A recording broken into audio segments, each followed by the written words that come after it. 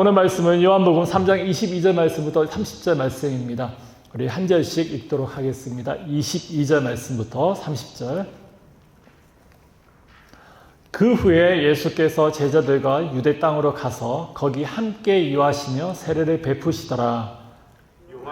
살렘 가까운 에논에서 세례를 베푸니 거기 물이 많음이라. 그러므로 사람들이 와서 세례를 받더라. 요한이 아직 옥에 갇히지 아니하였더라.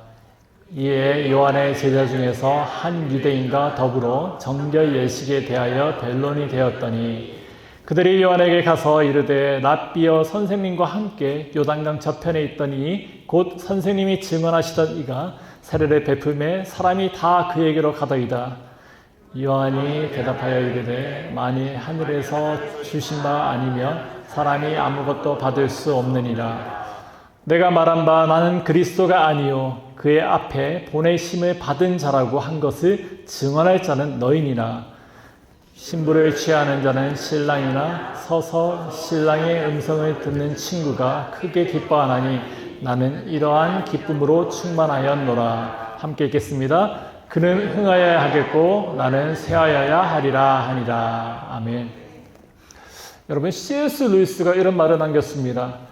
나는 태양이 떠올랐다는 것을 믿듯이 기독교를 믿습니다. 태양을 직접 보기 때문만이 아니라 태양으로 인해 다른 모든 것을 볼 수 있기 때문입니다. 오늘 설교를 준비하면서 얼마 전에 읽었던 한 이야기가 떠올랐습니다. 한 남성분이 어느 교회에 예배를 드리러 처음 나왔습니다.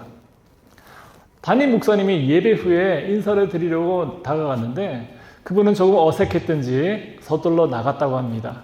그런데 몇 주가 지나서 조금씩 교회에 익숙해지고 결국 등록을 하고 다시 신앙생활을 시작하게 되었답니다.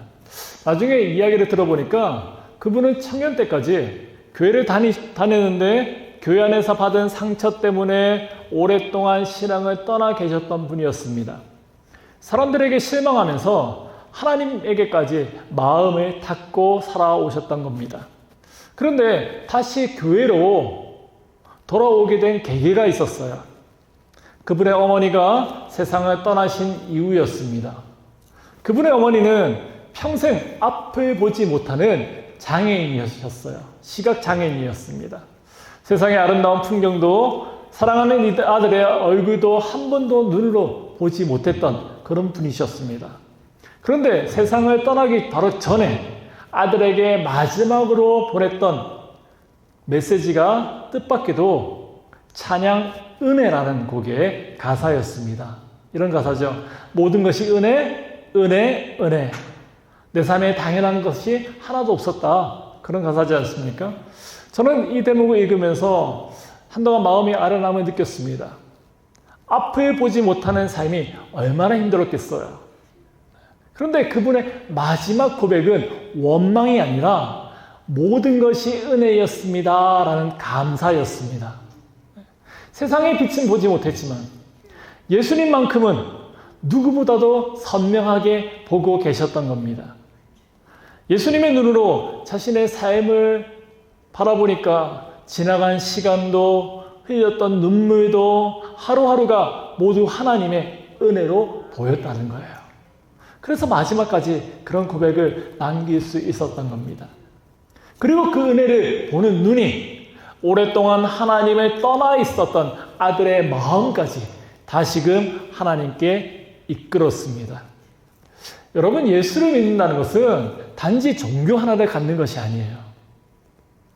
예수님이라는 빛이 내 삶 전체를 보게 되는, 다시 보게 되는 거죠. 예수라는 그 빛으로요. 그러면 똑같은 하루를 살지만 하나님의 손길이 보이고 평범한 일상 속에서도 그 은혜를 발견하게 되는 것입니다. 빛을 바라보는 것이 아니라 빛 때문에 다른 모든 것을 보게 되는 것입니다.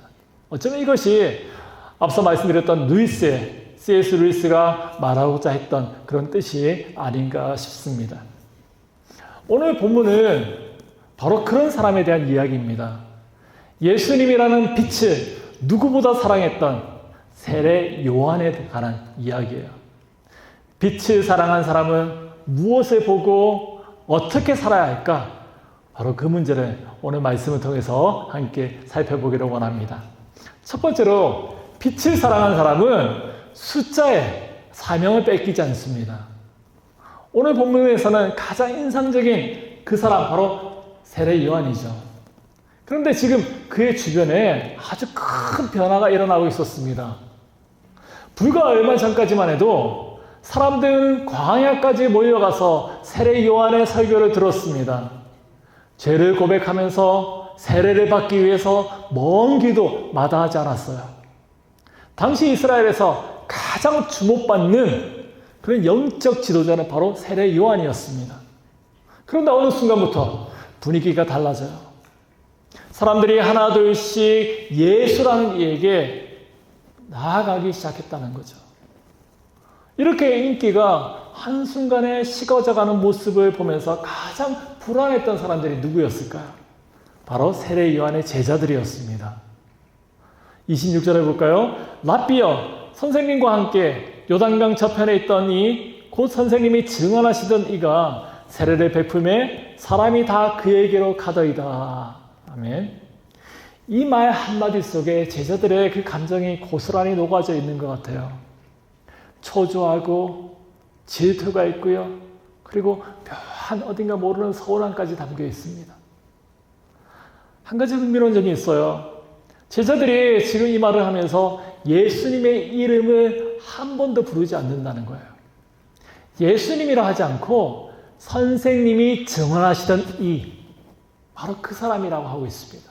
왜 그랬을까요? 예수라고 부르고 싶지 않은 거죠. 마음이 불편했기 때문이에요. 마치 이런 말처럼 들립니다. 선생님이 소개했던 바로 그 사람이 있잖아요. 이제는 선생님보다 더 유명해진 그 사람이에요. 사람들이 지금 다 그 사람한테 가고 있네요. 사실 이런 마음 낯설지가 않은 마음이에요.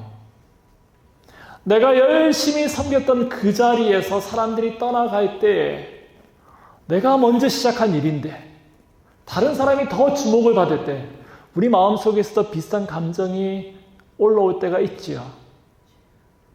제자들의 반응은 어쩌면 아주 솔직하고 인간적인 그런 반응이었습니다. 그런데 놀라운 것은 정작 당사자인 세례 요한은 조금도 흔들리지 않는다는 거예요. 왜일까요? 그런 사람들의 반응보다 하나님께서 맡기신 그 사명을 더 크게 보았기 때문입니다. 27절 말씀에서 그는 담대하게 말합니다. 하늘에서 주신 바가 아니면 사람이 아무것도 받을 수 없느니라. 이 말씀은 자포자기가 아니에요. 자기가 졌다는 그 패배를 합리화시키는 말도 아닙니다. 믿음의 고백인 거죠. 세례 요한은 사람들이 예수님께로 나아가는 것을 경쟁에서 패했다라고 보지 않았어요. 하나님께서 이루어내시는 구원의 역사로 보았습니다. 사람들이 예수께로 가는 것도 하나님께서 하시는 일이다. 그렇다면 내가 슬퍼할 이유가 어디 있는가? 오히려 가장 기뻐해야 될 일이 아닌가라는 거죠. 이어지는 28절 말씀에서 그는 자신의 정체성을 다시 한번 분명히 합니다. 나는 그리스도가 아니요 그의 앞에 보내심을 받은 자라. 사람들이 몰려올 때도 떠나갈 때도 그의 사명은 한 번도 변한 적이 없습니다. 하나님은 세례 요한을 사람들을 자기에게 불러 모으라고 보내신 것이 아니었어요. 사람들을 예수께로 인도하라고 보내신 것이었습니다. 그러니 사람들이 예수님께 나아가는 것은 실패가 아니라 사명이 가장 아름답게 이루어지고 있다라는 그런 증거라는 거죠. 네. 여러분, 우리의 오늘의 모습도 다르지 않습니다. 세상은 여전히 숫자로 사람들을 평가하죠. 연봉이 얼마냐?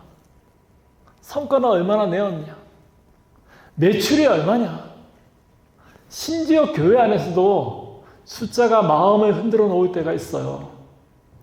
그러다 보면 어느새 이런 마음이 들죠. 왜 내 수고는 아무도 몰라주는 걸까? 왜 저 사람은 나보다 더 인정을 받는 걸까? 왜 나는 점점 잊혀져만 가는 거지? 그 순간 하나님께서는 우리에게 조용히 묻고 계십니다. 내가 너를 왜 불렀는지 아직 기억하고 있느냐라고요. 최근에 크리스토퍼 놀란이라는 감독이 거장 감독입니다. 이 감독이 오디세이라는 영화를 만들었는데 그 영화가 개봉했어요. 보신 분들이 있을지 모르겠는데요. 이 영화의 원작은 호메로스의 오디세이아라는 작품입니다. 이 이야기 속에, 이 작품 속에 이런 이야기가 있어요. 근데 아쉽게도 영화에는 이 스토리를 담아내지 않았다 그러더라고요. 트로이 목마라고 다들 아시죠? 그 놀라운 전략을 생각해낸 장본인이 바로 이타카의 왕 오디세우스였습니다. 10년의 그 트로이 전쟁을 끝나고 드디어 고향으로 돌아가는 그 길 가운데 외눈박이 거인인 괴물인 폴리페모스에게 붙잡힙니다. 이 거인이 이름을 물어요. 그러자 오디세우스는 내 이름은 우티스입니다 라고 답해요. 그리스어로 우티스는 노바디거든요. 아무것도 아니라는 거예요. 이름이 없다는 거죠. 탈출의 기회를 잡았던 이 오디세우스는 어느 순간에 거인의 외눈박이니까요. 그 눈 하나를 찌르고 탈출에 성공합니다. 동굴에 빠져나와요. 이 괴물의 소리를 막 듣고 다른 거인들이 와서 묻습니다. 누가 너를 공격했냐고. 누가 너를 이렇게 만들었냐고요. 폴리페모스가 외치죠. 우티스가 나를 공격했다라고. 우티스의 뜻이 뭐라고 말씀드렸습니까? 노바디예요. 그렇죠? 그러니까 우티스가 나를 공격했다는 말은 아무도 나를 공격한 이가 없다라는 뜻이에요. 네? 그리고 너 지금 무슨 소리 하는 거니? 하면서 돌아가 버려요. 그렇게 오디세우스는 섬을 붙잡혔던 그 섬에서 무사히 빠져나옵니다. 여기서 이야기가 끝나면은 그냥 집으로 돌아갈 수 있었을 거예요. 그런데 이 오디세우스가 참지 못해요. 배 위에서 거인을 향해서 크게 외칩니다. 야! 내 이름이 오티스가 아니라 진짜 내 이름은 이타카의 왕 오디세우스야! 라고 외치는 거죠. 그제서야 이 오디세우스의 정체를 알았던 이 폴리페모스가 자기 아버지한테 얘기를 해요. 그 아버지가 바다의 신이라 하는 포세이돈이거든요. 아버지, 원수를 좀 갚아주세요. 저주를 부탁해요. 그 결과로 포세이돈의 저주를 받아서 이 오디세우스는 10년 동안 집으로 돌아가지 못하고 방황하는 그 항해를 이어나가면서 그 이야기가 이 오디세이에 담겨있는 그런 내용들입니다. 근데 이 오디세우스가 왜 그랬을까요? 살아남은 것도 충분하잖아요. 어떻게 살아남았는데? 그런데 이 사람은 자신의 그 이름을 숨기고 떠날 수가 없었어요. 네. 괴물을 물리친 자기가 너무 대단한 거죠. 자신감으로 뿜뿜했던 거예요. 네. 누가 좀 알아줬으면 좋겠다는 거예요. 이 일을 해낸 사람이 바로 나야! 그것을 알리고 싶었다라는 겁니다. 사실 이것은 이 오디세우스의 이야기만이 아닙니다. 우리도 그렇죠. 수고한 만큼 인정받고 싶고 애쓴 만큼 기억되고 싶어요. 때로는 사명보다 인정이 하나님의 영광보다 내 영광이 더 중요해질 때가 있더라는 거죠. 그런데 오늘 본문에서는 이 오디세우스와 정반대의 사람이 서 있습니다. 자신의 이름이 잊혀져도 괜찮다. 내 이름보다 예수님의 이름이 더 높아지는 것이 가장 큰 기쁨이다. 그렇게 여겼던 한 사람, 바로 세례 요한이었어요. 오늘 말씀은 우리에게 한 가지 질문을 던집니다. 당신은 누구의 이름을 드러내면서 살고 있느냐고요. 빛을 사랑하는 사람은 자기에게로 사람을 불러 모으는데 인생을 걸지 않는 사람입니다. 기꺼이 사람들을 참 빛 대신 예수 그리스도께로 인도하는 사람이 바로 빛을 사랑하는 사람이에요. 네. 두 번째로 빛을 사랑하는 사람은 자기 자리를 기뻐하는 자입니다. 세례 요한은 자기의 사명을 잘 알았을 뿐만 아니라 자기에게 맡겨진 자리를 진심으로 기뻐했던 사람이었습니다. 29절 말씀 함께 읽겠습니다. 신부를 취하는 자는 신랑이나 서서 신랑의 음성을 듣는 친구가 크게 기뻐하나니 나는 이러한 기쁨으로 충만하였노라. 제가 다시 한번 더 읽을게요. 신부를 취하는 자는 신랑이나 서서 신랑의 음성을 듣는 친구가 크게 기뻐하나니 나는 이러한 기쁨으로 충만하였노라. 이 말씀을 이해하려면 당시 유대인의 그 결혼 문화를 조금 이해를 하여야 합니다.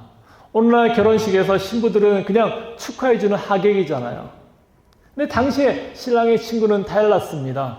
결혼식을 준비하고 신랑은 돕고 신부를 그 신랑에게로 안전하게 인도하는 역할을 맡은 사람이 바로 신랑의 친구였어요. 하지만 그렇게 아무리 중요한 역할을 한다 할지라도 변하지 않는 사실이 하나 있습니다. 결혼식의 주인공은 신랑이라는 사실입니다.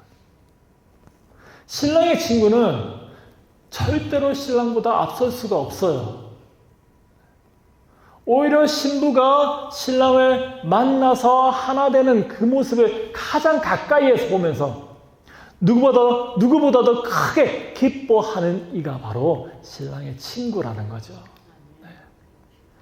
세례 요한은 자신의 인생을 바로 그러한 신랑의 친구에 비유했습니다. 성경에서 하나님의 백성은 신부예요. 예수님은 오래 기다렸던 바로 신랑이에요. 그렇다면 세례 요한의 역할은 무엇이었을까요? 사람들을 자기에게로 붙들어 놓는 그런 사람이 아니라 신부를 신랑에게로 인도하는 것이에요. 그러니 사람들이 자신을 떠나서 예수님께 가는 것이 서운한 일이 될 수 없죠. 오히려 신부가 마침내 신랑을 만나는 그 아름다운 순간에 기뻐할 수 있는 거예요. 그래서 그는 진심으로 고백하고 있는 겁니다. 나는 이러한 기쁨으로 충만하였노라요. 네. 조금 기쁘다는 것이 아니에요. 나는 이제 이러한 기쁨으로 가득하다고요. 넘친다라고요. 자신의 무대는 끝나가고 있고 사람들은 떠나가고 있는데 지금이야말로 가장 행복한 때라고 말하고 있습니다. 왜 그렇습니까? 자신이 주인공이야, 내가 주인공이야 하는 생각에서 이미 자유로워졌기 때문이에요. 그는 신랑이 되려고 하지 않았습니다. 신랑의 친구라는 그 자리를 하나님께서 베풀어 주신 그 선물로 받아들였습니다. 그리고 그 자리에서 기쁨을 누렸던 거예요. 우리도 기쁨을 잃어버릴 때가 있죠. 그 이유는 자리가 작아서가 아닙니다. 내가 주인공이어야 한다라는 그런 생각 때문이에요. 하나님은 우리 모두에게 같은 자리를 맡기지 않으셨어요. 어떤 사람은 앞에서, 어떤 사람은 뒤에서, 어떤 사람은 아무도 보이지 않는 자리에서 섬기도록 부르셨어요. 네. 중요한 것은 자리의 크기가 아니죠. 그 자리에서 누구를 드러내고 있느냐, 바로 그 문제입니다. 빛을 사랑하는 사람은 주인공이 되려고 애쓰지 않는 사람입니다. 자신에게 맡겨진 그 자리를 사랑하고 그 자리에서 예수님께서 더욱 빛나시는 것을 가장 큰 기쁨으로 여기는 그런 존재예요. 세례 요한이 바로 그런 사람이었습니다. 세 번째로 빛을 사랑하는 사람은 예수님이 빛나는 것을 가장 큰 기쁨으로 여기는 자입니다. 드디어 세례 요한은 자신의 인생을 단 하나의 문장으로 요약해요. 그는 흥하여야 하겠고 나는 쇠하여야 하리라. 따라해 볼까요? 그는 흥하여야 하겠고 나는 쇠하여야 하리라. 아마 성경에서 가장 유명한 구절 중에 하나일 겁니다. 그런데 우리는 이 말씀을 종종 오해하죠. 나는 무조건 겸손하게 낮아져야 돼. 나는 없어져야 돼. 그래서 마치 자기 희생이나 자기 비하를 요구하는 그런 말씀처럼 받아들이기도 합니다. 하지만 세례 요한의 마음은 전혀 그런 것이 아니었어요. 이 고백은 무겁게 그냥 체험하고 있는 그런 것이 아니라 기쁨으로 가득한 그런 믿음의 선언이었습니다. 그는 흥하여야겠고, 여기에는 하나님의 흔들리지 않는 변함없는 이 구원 계획에 대한 확신이 담겨 있었어요. 예수님은 반드시 드러나야 합니다. 예수님의 사랑은 반드시 세상 가운데 선포되어야만 합니다. 하나님께서 시작하신 그 구원의 역사는 누구도 막을 수 없다라는 거예요. 나는 쇠하야 하리라. 이것은 절망이 아니죠. 패배도 아니에요. 생각해 보십시오. 해가 떠오르면 길을 비추고 있던 그 가로등은 자연스럽게 불이 하나둘씩 꺼집니다. 가로등이 실패한 겁니까? 고장난 거예요? 아니죠. 태양이 떠올랐기 때문이에요. 가로등의 사명은 밤을 밝히는 것이었어요. 태양이 떠오르면 기꺼이 그 자리를 내어주는 것이 가장 자연스럽고 아름다운 일입니다. 세례 요한도 마찬가지였어요. 그런 자신의 영향력이 줄어드는 것을 슬퍼하지 않았습니다. 오히려 마음속에서 더 깊이 기뻐하였을 거예요. 드디어 그분이 드러나시는 거예요. 드디어 내가 기다리던 주님께서 영광을 받으시는구나. 그의 인생의 목적은 자신이 유명해지는 것이 아니라 예수님이 알려지는 바로 그것이었기 때문입니다. 우리도 모르게 삶의 중심을 나에게 둘 때가 있어요. 내가 인정받아야 기쁘죠. 내 이름이 알려져야지 보람찬 그런 인생을 살았다라고 여길 수가 있어요. 그렇지만 빛을 사랑한 사람은 다르다는 거예요. 가장 큰 기쁨이 자신의 이름이 높아지는 것이 아니라 예수님의 이름이 높아지는 겁니다. 그래서 세례 요한은 사람들의 박수가 줄어들어도 괜찮았어요. 자신의 역할이 작아져도 괜찮았어요. 사람들이 자신보다 예수님을 더 많이 찾는다면 그것만으로도 충분했어요. 그의 삶의 목적은 성공이 아니라 예수님의 영광이었기 때문입니다. 사랑하는 여러분, 우리의 삶도 이러한 고백으로 요약될 수 있기를 바랍니다. 나는 드러나지 않아도 괜찮습니다. 예수님만 드러난다면 그것만으로도 충분합니다. 네. 가정에서도요, 직장에서도요, 교회에서도요, 나의 말과 행동을 통해서 사람들이 나를 칭찬하는 것보다 예수님을 더 보게 된다면 그것이 가장 아름다운 인생입니다. 그것이 하나님 나라를 사는 그런 모습이에요. 네. 빛을 사랑한 사람은 자신의 빛을 키우려고 하지 않는 사람이에요. 오직 참빛인 예수님이 더 밝게 빛나시기를 가장 큰 기쁨으로 여기는 그런 존재죠. 이것이 세례 요한의 삶이었고요. 하나님께서 오늘 우리에게 그렇게 살기를 초대하는 그런 모습입니다. 말씀을 마무리하겠습니다. 세례 요한은 예수님이라는 그 빛으로 세상을, 자신의 인생을 바라보았습니다. 그래서 사람들의 인정에 흔들리지 않을 수 있었고요. 자신의 자리가 작아지는 것도 두려워하지 않았고요. 예수님이 드러나는 것을 가장 큰 기쁨으로 여길 수 있었습니다. 세상은 우리에게 끊임없이 말해요. 너가 빛나야지. 너의 이름을 남겨야지. 그러나 복음이 보여주는 그 길은 다른 길이에요. 참 빛 대신 예수님을 드러내라는 거죠.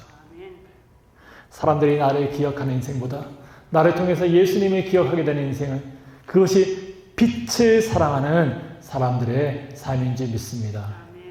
우리 모두의 삶이 날마다 예수님을 비추는, 드러내는 그런 창이 되기를 주님 이름으로 축원합니다. 기도하겠습니다.